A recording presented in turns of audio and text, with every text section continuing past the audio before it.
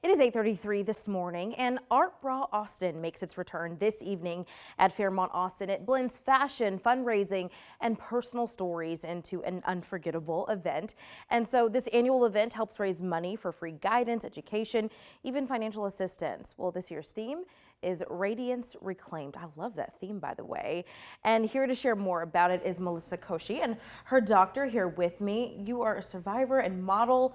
First of all, how y'all doing this morning? Good. Great. Thank you for having us here. Thank y'all so much for being here. You're with Baylor Scott and White, of course, Dr. Ane. Yes. So first, we're going to start with you, Melissa. I want you to just kind of tell me more about your vision behind your Art Bra and the journey that it took you to get there.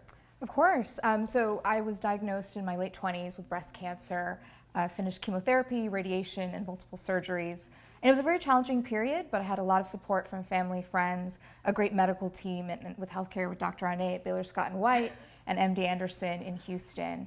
And doing well now. It's been about 6 years from diagnosis, and staying active, eating well, and also being able to share my story and journey as a volunteer with American Cancer Society and being able to participate in events like Art Bra.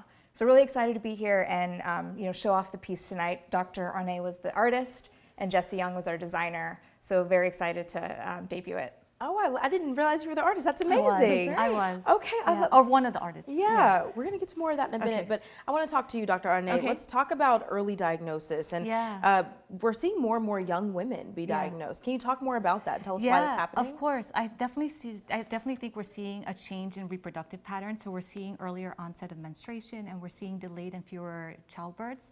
And so the problem with, when you're pregnant and you're menstruating, you're naturally delaying when you're pregnant and you're breastfeeding, you're naturally delaying your menstrual cycles. And so with that, your breast cells, breast tissue are allowed to kind of develop into a more mature protective state. We're seeing a change in lifestyle and metabolic factors, and so we're seeing rising alcohol consumption, we're seeing rising obesity rates, we're seeing decreased physical activity, and so as more and more people are either desk-bound or working remotely, they're not able to move around as much. There are some patients who actually have a genetic susceptibility to having cancer, and so patients who have like a BRCA1 mutation or a BRCA2 mutation or like a PALB2 mutation, those patients are at an increased risk of having breast cancer.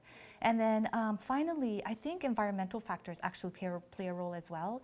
And so things like air pollution and certain endocrine disruptors that we can find in like cosmetics and pesticides and plastics, all of these things contain these chemicals that can mimic estrogen. Wow. So that stuff matters. We've really got to pay attention to what's around us and what we're putting onto it in our bodies. Can you also talk about some symptoms that people should look out for? Yeah, of course.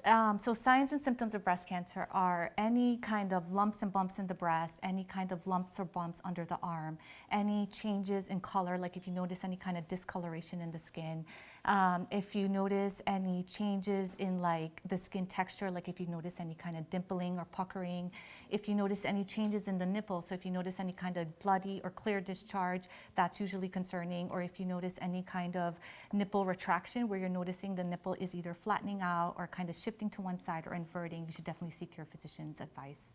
Good information to know. Thank you all so much for being here. Yeah. I know there's so much we could talk about, but we just have a limited time, but really appreciate it.